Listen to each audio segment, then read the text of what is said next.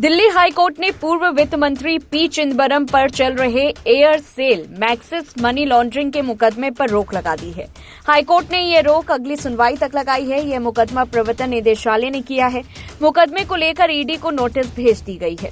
यह डील भारतीय telecom company Aircel और मलेशिया की मैक्सिस के बीच हुई थी। मैक्सिस ने 2006 में एयरसेल का अधिग्रहण कर लिया था। इसके बाद 2011 में यह मामला उछला था। एयरसेल के भारतीय मालिक स्विस करन ने आरोप लगाया था कि उन पर एयरसेल में हिस्सेदारी बेचने का दबाव डाला गया था।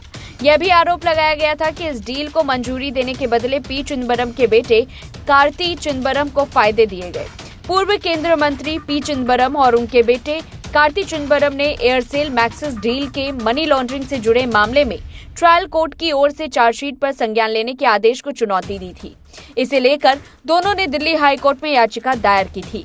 जस्टिस मनोज कुमार ओह्री की बेंच ने याचिका पर आंशिक सुनवाई की थी और 20 नवंबर को भी सुनवाई जारी रखी। चिदंबरम की ओर से पेश वकील ने कहा कि ट्रायल कोर्ट ने अभियोजन चलाने की अनुमति मिले बिना ही चार्जशीट पर संज्ञान ले लिया था। पूर्व केंद्रीय मंत्री लोक सेवक थे। ऐसे में अपराध प्रक्रिया संहिता की धारा 197 के प्रावधानों के तहत अभियोजन चलाने के लिए अनुमति की जरूरत है, लेकिन ईडी के वकील ने इसका विरोध करते हुए कहा कि याचिका सुनवाई योग्य नहीं है।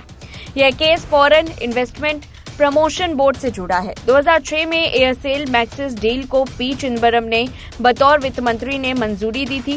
पी चिदंबरम पर आरोप है कि उनके पास 600 करोड़ रुपए तक के प्रोजेक्ट प्रपोजल्स को ही मंजूरी देने के लिए उन्हें आर्थिक मामलों की कैबिनेट समिति से मंजूरी लेनी जरूरी थी। Aircel Maxis deal case 3500 crore की एफडीआई की मंजूरी का था। इसके बावजूद एयरसेल मैक्सिस एफडीआई मामले में चिदंबरम ने cabinet committee on economic affair की मंजूरी के बिना मंजूरी दी गई।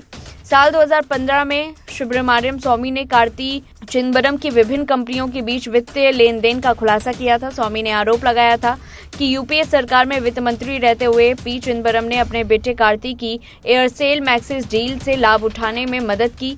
इसके लिए उन्होंने दस्तावेजों को जानबूझकर रोका और अधिग्रहण प्रक्रिया को नियंत्रित किया ताकि कार्ति को अपनी कंपनियों के शेयर की कीमत बढ़ाने का वक्त मिल जाए। 23 मार्च 2022 को राउज एवेन्यू कोर्ट ने सीबीआई और ईडी दोनों से जुड़े मामलों में पी चिदंबरम और कार्ति चिदंबरम को नियमित जमानत दी थी। साथ ही 27 नवंबर 2021 को कोर्ट ने सीबीआई और ईडी की ओर से आरोपियों के खिलाफ दाखिल चार्जशीट पर भी संज्ञान लिया था। ईडी की ओर से दाखिल केस में पी चिदंबरम और कार्ति चिदंबरम के अलावा messrs Advantages Strategic Consulting Private Limited और messrs Chess Management Services Private Limited को भी आरोपी बनाया गया। इस पूरी रिपोर्ट को लेकर के आपकी क्या कुछ राय है, कमेंट बॉक्स में बताएं। तब तक के लिए देखते रहिए लाइव टीवी न्यूज।